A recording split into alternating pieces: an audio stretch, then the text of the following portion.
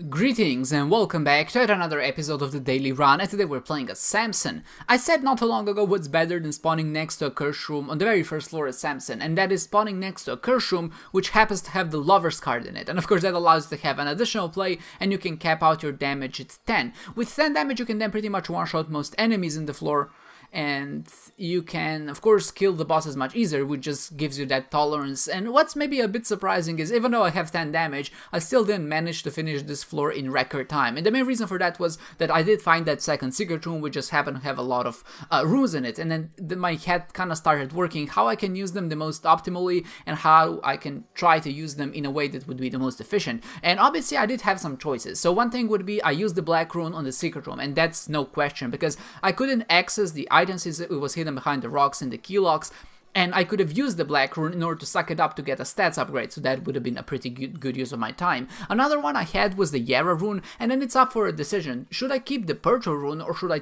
keep the Yara rune? Obviously, if a blank card shows up, both are great, but Yara rune does give you that breaking potential, and you essentially don't have to worry about anything else. But with the Purple rune, it has a much more short side effect, and that is, of course, you have the potentiality to get stronger on the second floor easier with a Purple rune, because you can reroll a bad devil deal into a potentially good one. And of course, anyone who didn't pick up the same item, they could have been left behind, and of course they wouldn't get the same amount of strength and power, and that just gives me the inherent advantage. And of course, I think I made the right decision by picking the Purple rune, at least in the majority of cases, but I should have definitely used the Yara rune in the shop on the first floor. There's basically no reason not to do it.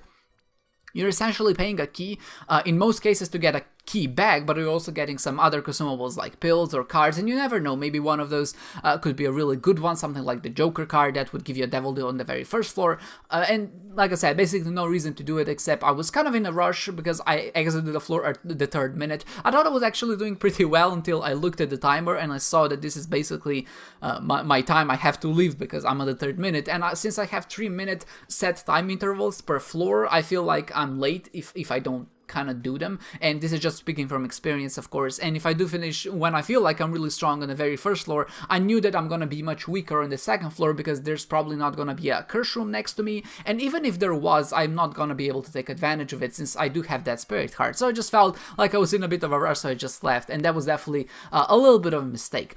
So we did get to the devil deal, and there we found Lord of the Pit, which is amazing. It just gives you flight, it does allow you to dodge enemies a lot better. You can fly over chasms, you can fly over the puddles that the enemies live on the ground, and that's good, but also it does give you a little bit of a speed upgrade, which I'm also always a fan of. But I rerolled the other item with the Purple rune, and this is where I feel like the Purple rune doesn't really shine, or at least it's up to a decision which it's a bit weird to use, because obviously you want to have as many items to reroll with one room, you want to maximize its efficiency, but if there are, for example, 4 items in a room, the chances of finding a good item increases, and of course once you pick up that one item, the chances are that the other 3 will disappear, which means you can't reroll them. So what are you gonna do now? Are you gonna reroll that one good item for a potentially a much better item, or you're just gonna pick it up and not worry about it? And I think in most cases, of course, you just pick up the good items, and with that you lose the other ones, and then you really can't do anything else. But with devil deals, of course, the items stay on the ground, but really, how many room combinations are there where there are 3 or more devil deals that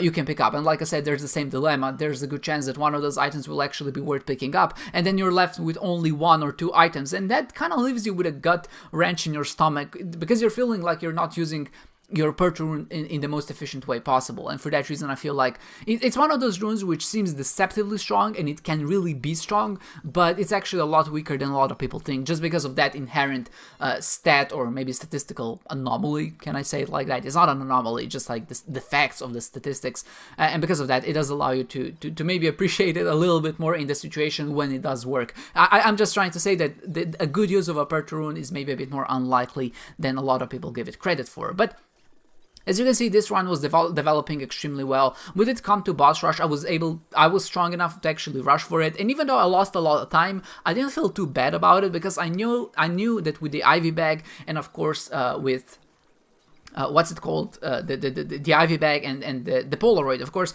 I'm gonna have pretty much an invincible Polar invincibility for the entire time, and because I'm getting more hearts as I kill the bosses, then I can use those, but I'm also not afraid to use my Spirit Hearts and Black Hearts in order to kind of maximize that, and I'm just standing next to the enemies and trying to hit them with everything I can, and the Shatter Bones and the what is called the cricket's body, which splits your shots into more. Of course, every time they split and hit something, they split into even more shots. It was just an amazing combo. With that sights, I was able to get really in there and personal and hit multiple enemies and bosses at once. So I feel like that's really kind of instigated the process to go along much faster. Then I just, of course, teleported out, explored the rest of the floor, and I was kind of looking at the time because, again, I have this internal time of 3 minutes per floor, so I wanted to leave the floor at 24 minutes. And usually you're pretty strong on Womb 1 and Womb 2, but the size of the floors can really vary a lot. Sometimes the Womb 1 or the Utero 1 floors can be just absolutely huge, and sometimes you're gonna find the boss in basically no time. But I didn't feel like I was too pressured for time, since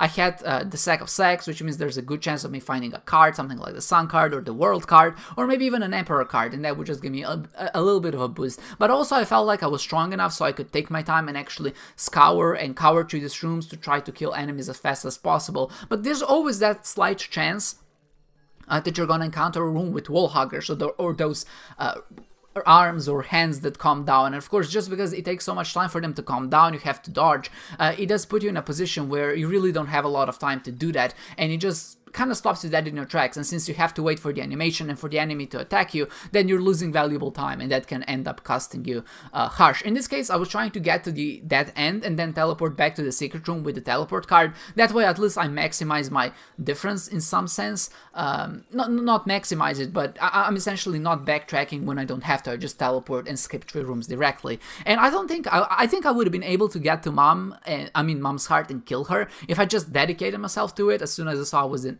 29th minute, but luckily just in that moment the Emperor card dropped and I was able to explore 2 more rooms. I teleported out and I just went backwards, and that just gave me a little bit more of an exploration bonus. And you can see I'm at 39,000 points already, which is actually an amazing score for this early in the game, or maybe this late in the game, depending how you look at it. And we're pretty much on time. I didn't miss out on too many rooms because of Spelunker's Head. I found pretty much every secret room, and second secret room I was never really in any bereft of bombs, so everything is looking up. I also have the death card, or I have 2 death cards, and the main reason for that is once Harsh starts proving out his blue guys, if you just use the death card immediately when he does that and you kill all of them, then he'll stop hiding from the ground and actually pop back up again, which means you can start damaging him. And that's basically my plan. It's much easier, even though I do have this constant barrage of terrors and my AoE potential is really, really good. The death card is still nice because it does allow you to to deal damage to everyone in the room globally. And it's also good for those little nubs that stay on the ground but you really can't see because they're also blue, and sometimes the tears come off the screen and they're just everywhere and you really can't do anything about it.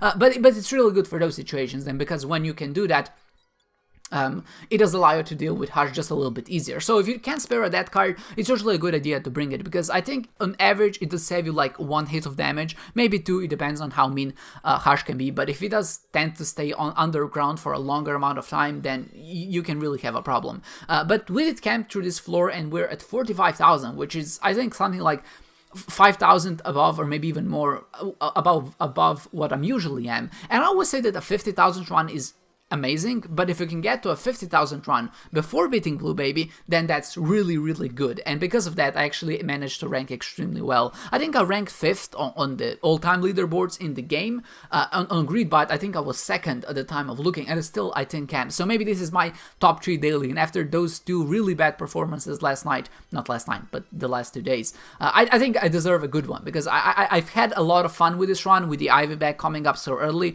I was really able to utilize and take advantage of Samson's damage, and with it I was able to deal with bosses and enemies much easier, and I feel like I played well. I did get hit a few times, but overall it wasn't too big of a deal, and my damage penalty really didn't instigate that much, so it was okay. You can see that we are actually at almost 51,000 points when I do pick up the trophy, and that leaves us with 55,005 points exactly. And it would have been a little bit better if it just had all 5s, but still this is a very pleasing score, at least to the eye.